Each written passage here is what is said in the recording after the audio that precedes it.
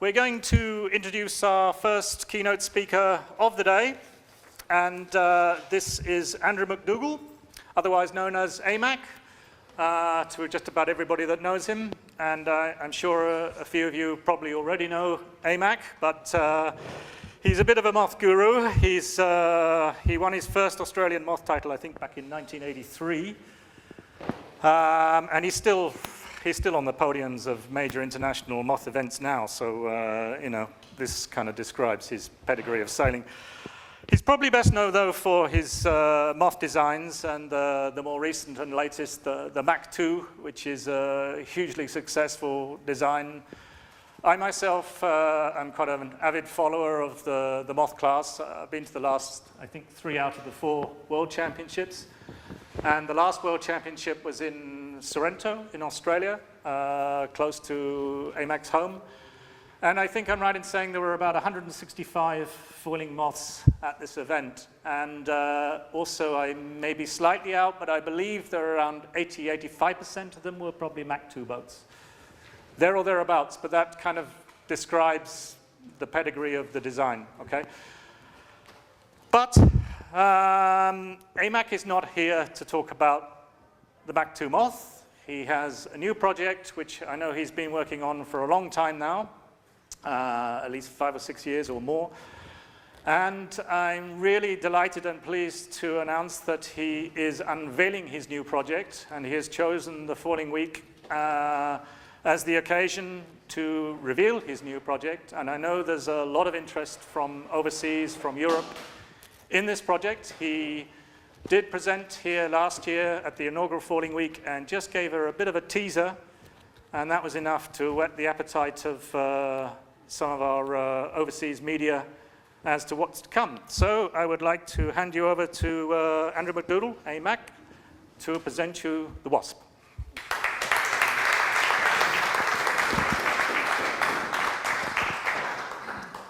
Thank you very much for those kind words. And thank you, Dominic and Luca. It's been a long week.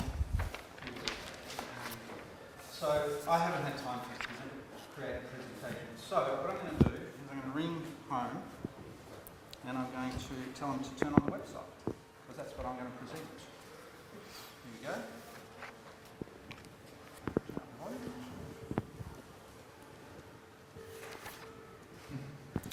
Calling Australia. Yeah, mate, it's time. You can turn it on. Roger that. Flip the switch. Cool, thanks. All right. So let's,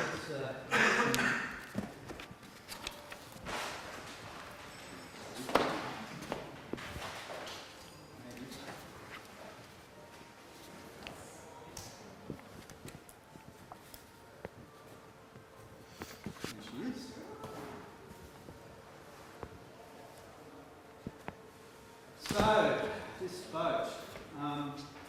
So one of the rules that is made just before was no questions during the presentation. Well, I don't have a presentation, so I think what I'm going to do is get you to tell me what you want to hear, because I've got lots of props. I've got a website, I've got a boat, I've got bits and pieces from the boat. I can hand them around, you can have a look and you can ask questions. So this is here for you to see later. I don't have to hand it out. It's right live on the intranet, the web. So I'll go through some of the reasons we did this. I think most of you may have heard of it before, why we did it, what we're trying to achieve. Obviously the first thing about the moth is it's not one design, and that's a huge issue. It's a huge bonus too. We wouldn't have foiling if the moth was one design. There's been spin-offs, there was Europe and there's been an American version of the moth, and they've all, well, you can't say Europe's died, but it's not foiling and it's not a fun type of boat that we have with the moth. But the lack of the arms race, and it's going to get worse. There's a lot of America's Cup people putting in a lot of design time, a lot of CFD. Everybody's trying to just get that last little bit. I believe there's a moth around that cost 100 grand. I mean, it's just not going to take us where we want to go as far as a boat that is as popular as it is right now. I'm not saying it's going to die, I'm not saying it's wrong, I'm not saying we shouldn't have it. I'll be sailing the Moth for a long time yet. I love it. I love that feeling of the efficiency, that just getting that last little bit out of it. But this is to get people who don't want to be in that arms race in something that is going to make them very happy. It's not going to be as fast as the Moth, although the first race I had against the Moth, I beat it, which was about 2 weeks ago. I was low riding though, so not quite there. But it feels very similar to a Moth. It feels, and in fact, some ways a lot more solid than a Moth. Foils are slightly shorter. They're actually stiffer in the aluminium. Everything we've done with this boat is about making it firstly consistent. One of my pet hates with one designs is having stuff that is not consistent. I mean, you've got a one design, you get a foil that may break in a regatta, it may not be the same as the next guy, you may have to buy 10 of them to get a good one. The whole point of the aluminium foils was to get consistency. And the other thing is a whole lot cheaper, and there's no finishing, there is no tweaking, there is no... you can run it around and you can place a bit. It's not that expensive. But they're actually very strong. We went way overboard. The section, the vertical, and around, it's here, it's there. It's pretty heavy. The foil, the vertical foil weighs about 2.2 kilograms, whereas the Mac 2 one weighs about 1.8. I actually think it's almost stiffer than the Mac 2. The biggest problem is, obviously, you can't taper it like you can with carbon, but it's a small price to pay. The horizontal foils in aluminium, an integrated hinge, so it's not actually fixed together, so it's a very aggressive lifting section. It's actually very similar to the section we developed on the Mac 2 for the high lift foil. And there you go, there's the Moth. We had a foil on this design probably 2 years ago, and of course I wanted to make something better for the Mac 2, and we were just plugging away with different things, and suddenly it felt a light shone, and we had to change the whole thing again because it was actually a better foil than what we developed for this. So it was pretty much only a few weeks before we were going to go into making the molds for the Waszp.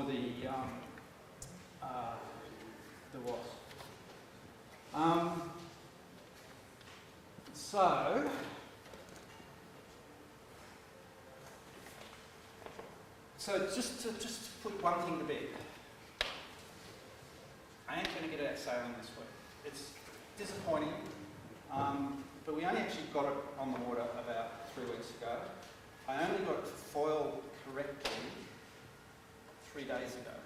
So, and that's not this boat, that was the prototype 1. This is prototype 2. Prototype 1 was hand-built with us in the factory. This one was put together by the factory. We haven't actually built all the jigs yet, so I'm not confident that I can put a rig on this one and sail it away. And we were up at 2:30 this morning putting this together. It only arrived last night. So it's just, sorry, I ain't getting sailing. I don't have a rig. I couldn't get the rig on the plane anyway. So, yeah, I'm just a chicken, right? Okay. I don't want to look like a fool out here. So,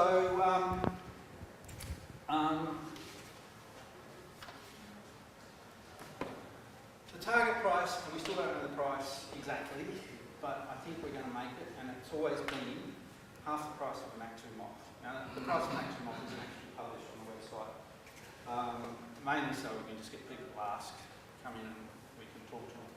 A lot of people don't like that, but that's the way it is. The price of the Mac 2 is $19,500 US, ex-factory China. So that's what we're looking at here, which probably means a landed price of about €12,000. We may be able to get it cheaper than that, I'm not sure. But it's a whole lot different from a Mac 2. And I think as far as longevity and investment, I don't think it's going to depreciate that much because it's built tough. It's when we were testing the laminates, actually we were testing a lot of foam laminates with Diax, with Corcel, and we ended up actually just using Soric, which is supposedly really heavy, but when you see this in a minute, I might let you have a look. It's very organic shapes and it's very small surface area. So what we found is that the organic shapes gave us a stiffness, and the weight isn't that much heavier than a foam core boat. It's probably about a kilogram heavier. But the big thing is we could take part of this boat and almost bend it back on itself because it's just so tough. So you can actually throw a hammer at that boat and almost nothing will happen other than you might get a hammer in your face. So it's tough.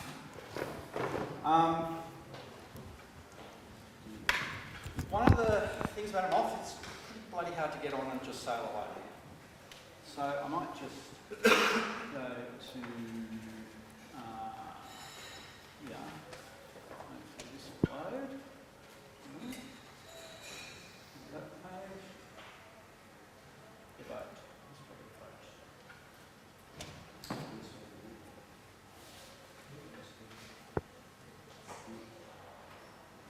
So basically we can have a flat mode, and that keeps the floating things at the end of the wings much closer to the water. It doesn't tip as far, and you can get kids on it. And maybe they'll only be low riding, but they're going to have almost a sort of catamaran type platform. You can't really see it there, but the ends of these wings contain airbags that keep it upright. But the thing is, when you've got the wings up, like so, the boat tips quite away and it wants to get going. Whereas if you can keep it flat to start with, it's going to be a holiday. So that was one of the things that we're trying to do. The other thing is, you can see here is the storage. The wings fold up. You can stack a whole lot of them in a trailer. You can put them in a boat park. You can. It's just the moth is horribly big, awkward thing to store. And the foils stay in the boat. That is huge. I mean, getting the foils out of the moth, carry the thing up on your shoulder out of the water maybe, put it on its side, take the foils out, and you've got to find somewhere to put them that's really safe, and then you've got to go into bags, and you wash them, you've got to blah, blah, blah. This foils come up, hose it down, fold the wings up, walk away. Just a different experience. I used to be watching the fin guys and the OK guys just wheel the boat and pull up the sail. We need to do that.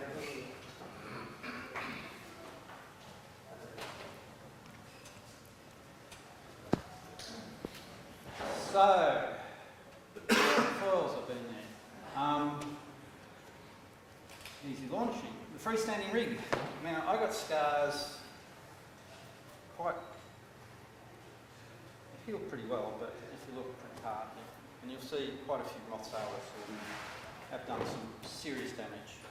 You did some serious damage quite recently to your something on the stays, yes?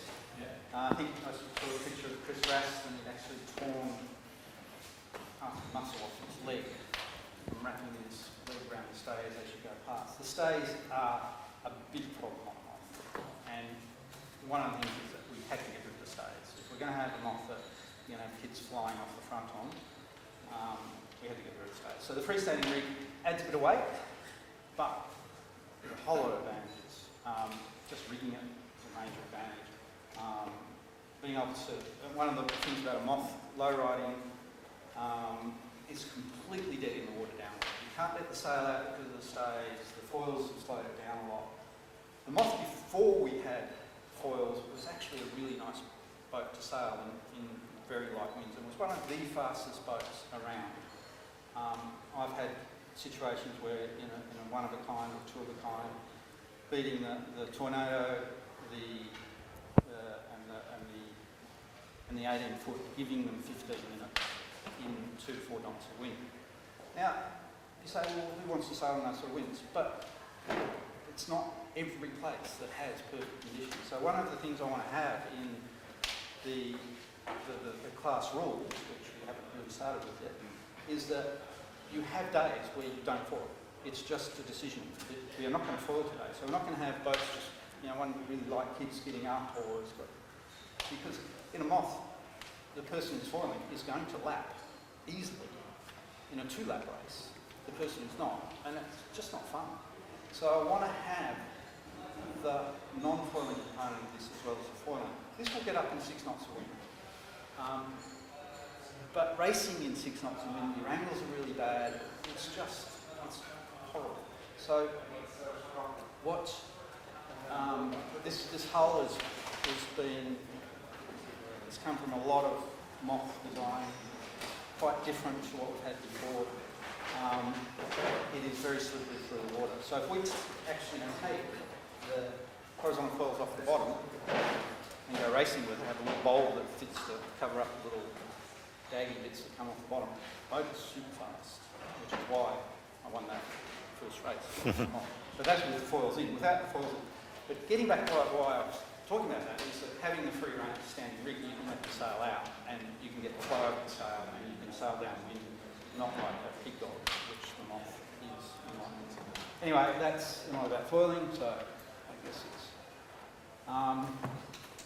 it's simple. You haven't got a gearing adjuster on the fly. You've got to get up the front and do it. It's very clean, so it's pretty obvious that we should do that. I think in 2009, when we started promoting the Mac 2, we said, you can win a world championship out of the box. It was true for 2009. It's no longer true for 2015, and probably wasn't true in 2010 or 11. Because you've got to pimp the foils, you've got to pimp everything. This is literally ready to race out of the box now. That's what one design's meant to do. But I've taken a lot of pains to do that. We're doing things like the sails are going to be built over a 3D mould. So when they stick them together, there is no variation. Everything comes out exactly the same. The aluminium foils I've talked about. There's no weight variation with the wings because they're aluminium. There's just a lot of things that it's there. It's going to be ready. So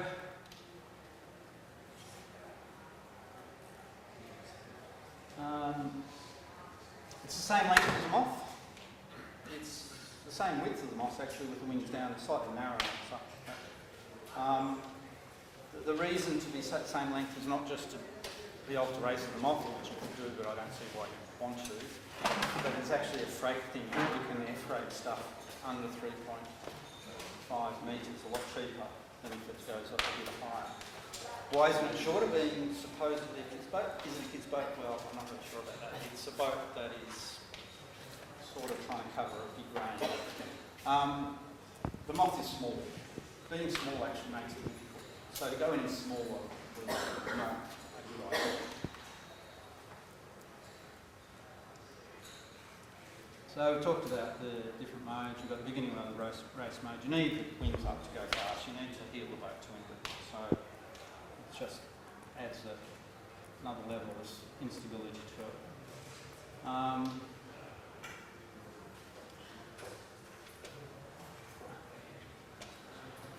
sure there was more in here. No, I've been to that page. Oh, this page. There's it. So, just to let you see what's inside, it's a lot of framing, obviously, around the centre part here. So we've got to transfer all that load from that unsafe mast in a very small section out to wing bars. So to get the different wing heights, both supplied with 2 different wing blocks. We may do a third one as an intermediate height. It's just very simple, just pull them out, pull the pins out and the wings up. Don't try it with this one. We had a little bit of problem with everything fitting together, so we'll get that right.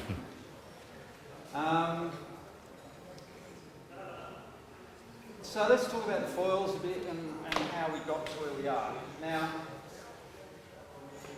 one of the things I really wanted to do was try and make these parallel sections which was gone. Somebody stole it. Where's my foil gone?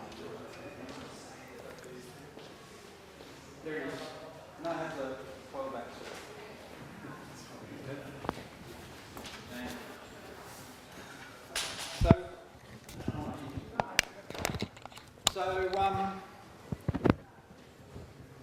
With the parallel section, you really are fighting a lot of gradients. And obviously, if we're going to go aluminium, we don't have a lot of options without great expense to have it paper. So we've got this. So I've got to do something with the ends. And the original idea was to do these crazy winglets. And if you look outside, see a bird flying, they've all got it. Everyone. We tried it in a moth in, not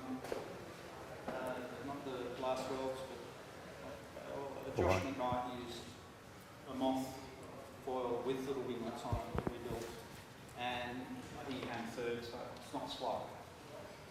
It really does help with the vortex.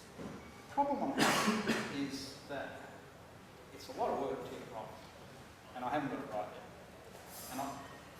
But I'd be happy to persist with that, and that's would be what we're doing in the boat.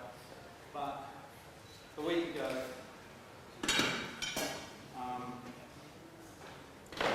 something happened that really made me think, what am I doing? And basically, the main sheet got caught in here. Okay, they're 3D printed, so they're not as strong as the real ones, but I just started to realise that it's not going to be what we want to do. So what we're going to end up with is really basic. We tried some end plates. First thing I did was lift the back of the boat up and drag them off the ground. Just not there. So I love this idea. I will get it right. There will be an option maybe later, but it's going to be that. And the first really good sail I had those things on. So maybe I'm trying to bite off too much more than I can chew. So we've had lots of different foil tips with it. So we started off with 4 of them, very flexible.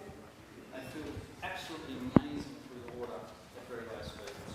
And they feel pretty good at high speed, but just the flex caused a lot of instability. So we went to a 3-prong. A lot stiffer. So we get it thicker.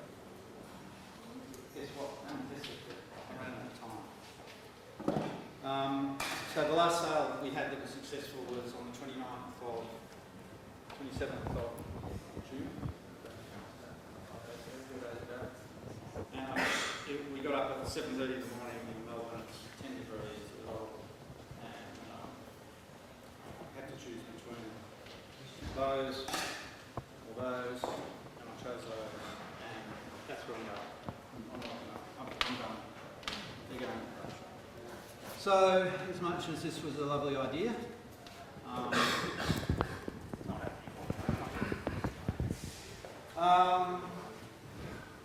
Joining the foils was always something that I knew we had to get right. And in the end, it ended up pretty simple. It's just 2 titanium pieces. One slides in horizontal, it's got a hole in it, and the other goes up vertical. And they slot together, and it's pretty much bulletproof. So there's been a lot of ideas banding around to get that right. This is simple and it works. You can control system is very simple. You've got basically, this has got a thread on it here, this has got a thread on it here, so you can adjust the gearing and the angle of dangle as we have in the Moth, but they're basically brought back to the sail. You can do it from the wing bar. So simple, very clean. There's nothing hanging out the side of the boat. It's just a wire. The rudder box. I love it. Consistent, strong. It was actually quite expensive to get this developed, but I like it.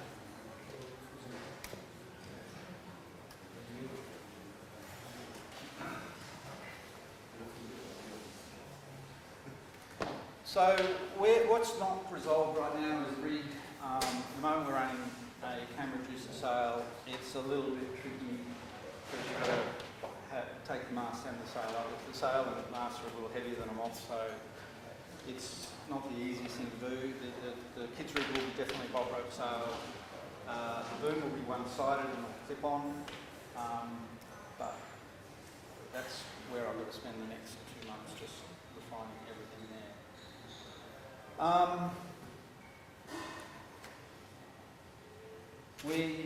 These pictures show that the main sheet comes down to the centre of the boat through these pulleys. I ended up sailing just taking it straight off here. It's much better, much less friction, and it's absolutely fine. So it actually got rid of a couple of pulleys off the boat and simplified the whole layout a lot. You've got your downhaul, you've got your outhaul, you've got a fair bit of control. I have had a quick look at the Sailing Anarchy thread. There's a lot of questions. How does an insert boom work? How do you get leach tension? Well, I think somebody explained it pretty well, but it's very easy, and it's a lot easier than in an insert. We don't actually have to have a huge mast bend to keep the leach tension, because we can put the boom as high as we like. We're not limited by standing there trying to hold it, so we can have it really high. And what we found is that there's a range of only about 10 centimetres that changes to having a lot of leach tension to having quite open leach. So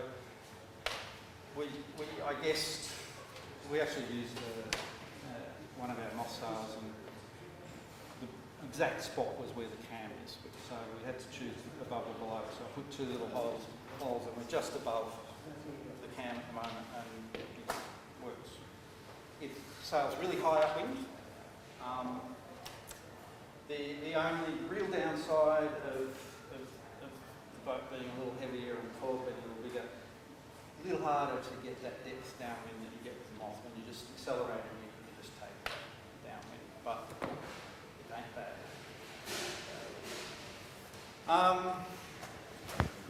I could show you the boat. You can ask some questions. Hang on. Which would you rather? Ask a question or see the boat? Stop. Has anyone got anything that I haven't covered that you want to know? We might have when we've seen the boat. Okay. It's like the strip. Is there a stripper coming on?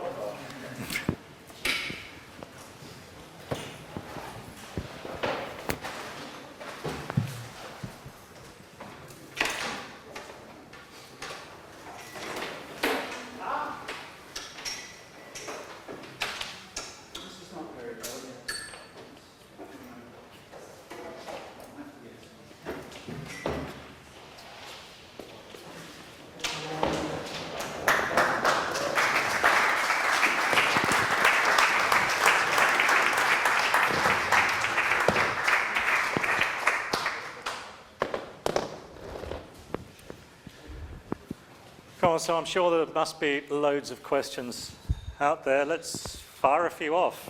Now, you've seen the Waszp. The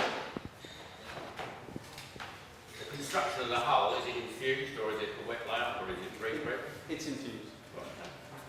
Yeah, we went a long way trying to do it pre-pregnant. We were actually thinking of buying a huge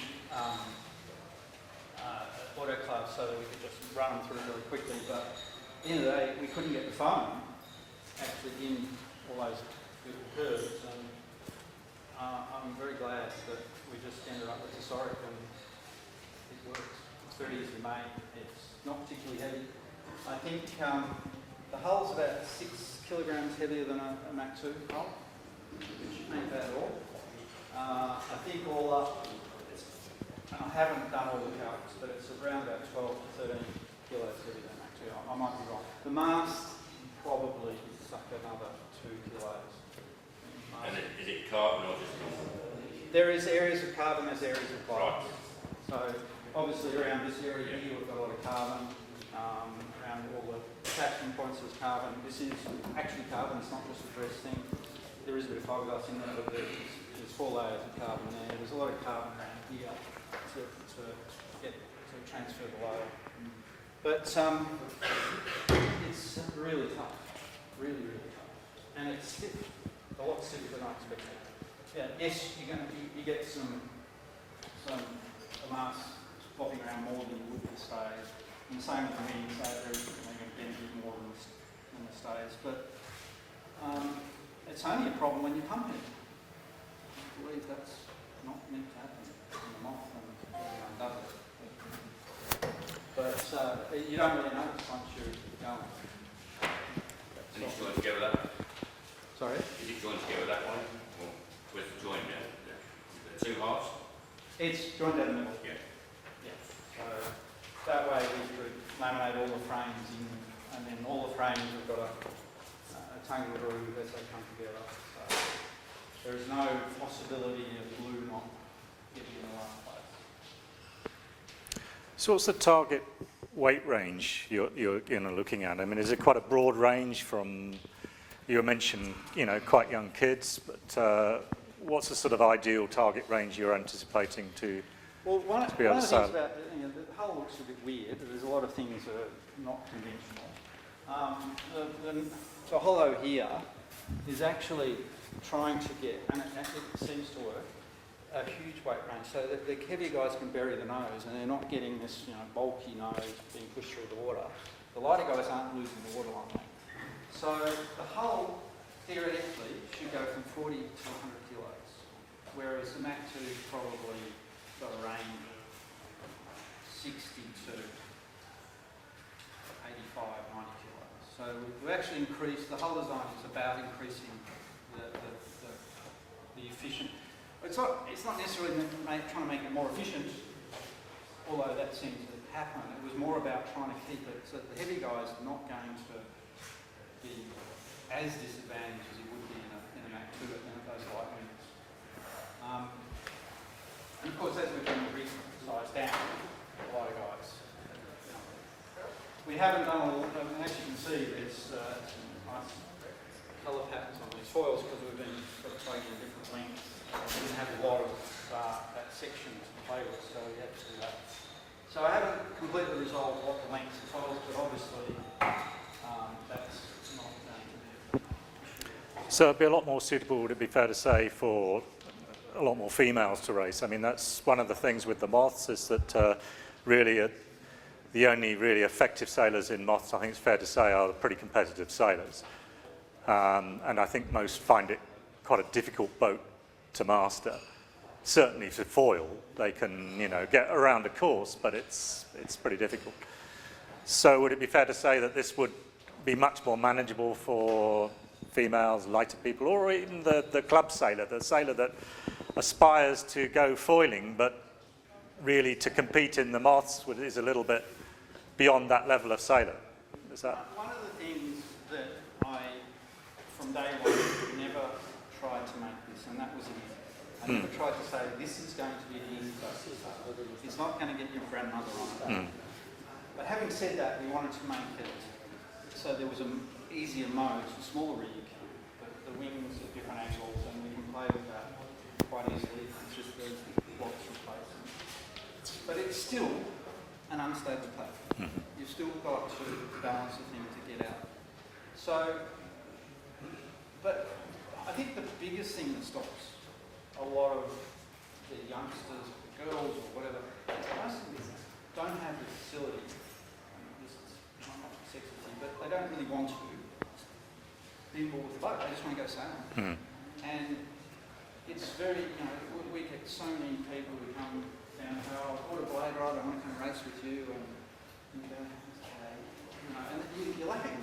And it's just so demoralising. And it's not necessarily because they're not got the skill, it's just because they're in stuff that is just not competitive. Even riding a Mac 2, you're not going to be in the top 30 in the world unless you are bimbling with the boat, right? We can't do everything. We can't make the foils absolutely super duper perfect in every little detail. It would cost more than the boat to do that. So it's more about taking away that inequity But I do think it's so nice not having anything in the boat. You don't have a boot, you don't have the stays. It's really easy to get in the boat. I mean, in a Mac 2, the wings are here. For one, you've got to stay there, and where do you go to get in the boat? Here, you just pop in. You've got enough points in the back, your wings far enough forward, so you can go over the back. So, and there's no strop going across the back, there is a bridle to the main sheet that pops down, so you can get in any way. So there's a lot of things that make it easy. It's easy to... So that will make launching and recovery a whole lot easier. All those sorts of things are a lot easier. And they're actually the things that put people off. It's not the difficulty of sailing. I mean, windsurf kiteboards are not easy. It's not about being easy, it's making it just accessible.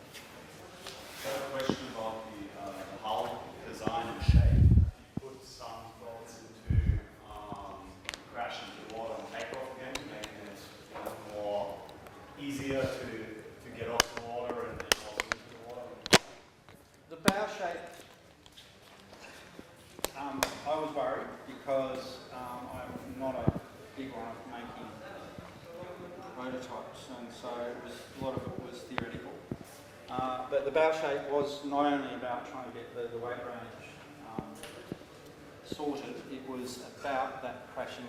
There's two things about recovery from nosedives, probably many, but the two big ones is enough buoyancy, the position of the buoyancy, and the drag of that nose. And my experience with it is that it just goes down and comes up. I've never ever, in the 6 days of sailing, sailing huge wind jet, got even close to cartwheeling. And the Cowie and the Moth Wispy cartwheeled about 5 times in the same day. It just goes down and comes up. And it's just the shape of the bow, the amount of buoyancy we've got here up top, and the amount of buoyancy we've got below, and the lack of drag through here, it just pops up. So it's, I think, have I solved it? I don't know, but it's definitely a lot better than that.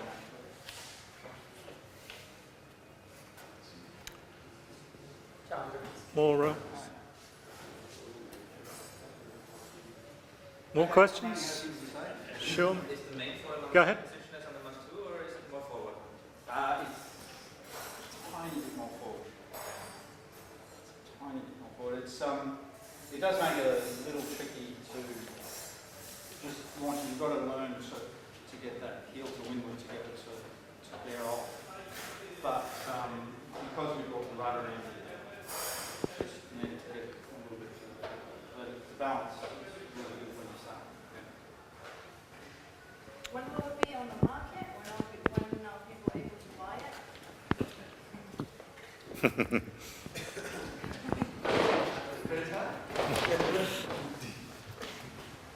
So there's a little thing called buy here.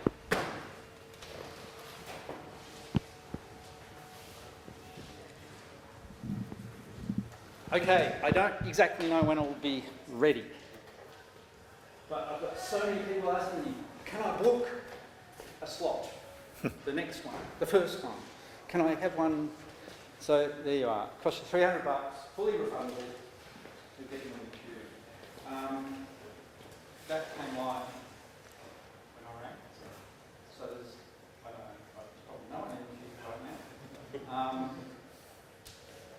Fourth quarter, I've still definitely got another 3 months of building jigs in China to make sure everything fits perfectly.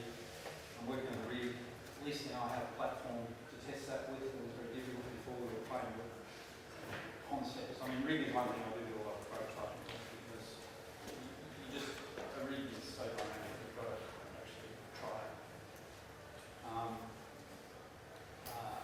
That may not be true in America's Cup boat, but for this, there's so much of the human factor involved that you've got to just see what happens. My gut feeling is October, November, we will be rolling out. And plonk the money down. It was $30 this morning, and I've got a few people saying, why 30? People are just going to get the bar and they'll plonk the 30 down, and you won't even have to do it. So at least with 300 is a little bit. But it's not there for us to, it's not there for our finances, it's there just to get them. As I said, fully refundable, any reason. Say, I don't want to do more, or we're late, or don't like the price. Just some form of give you a use spot. Does that answer the question? Are you putting a $300 there now? Where are they going to be manufactured? In China. Okay. It's been a long road. Mechanically, are very great big boat builders. It's been a challenge with the Mac Dougall, and even more of a challenge with this because it's a completely different mindset again. But the one great thing about Mechanically is that when they decide to do it, they just push it through. And I also have complete access to anything. If I want to grab someone, they make this. I can't get in any other factory. I've learned a few Chinese things like "bu hao, na hai," that's really bad. Take it off. Or "min qian, bu hao, jin qian," which is tomorrow. It's no good. It's really bad. Today. So it's been quite fun. A great crowd, actually. Some of the guys are currently been.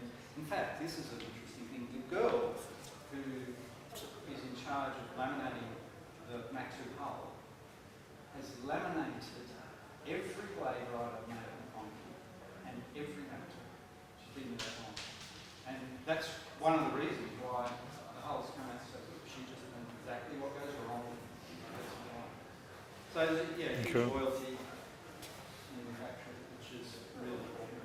But every time you get introducing something new, it's always hard work trying to get that.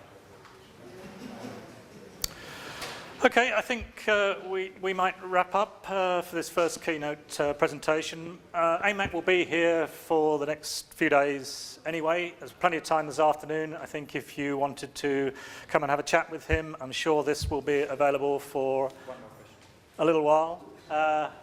Maybe have one more question before we go. But so one more question before we go. Can we look at the video? Can we? Oh, the video. Oh, there is a video. It's very. I shot this. It's very quick. Okay. You'll be right. It wasn't me that started. Yeah. It's gone. There it is. So this is me playing with my new camera. After I sent Chloe out, this is the first day. And our rendering is very good. See, it has this ability to hold up without moving. Very stable. Right. Anyway, so Since we are swapping the computers because AMAC is bringing his back, maybe we can anticipate a quick coffee break now. Okay. Just Alright. and then come back in 10 minutes. Okay. Computer. So it took us 6 more sales in Melbourne with no wind,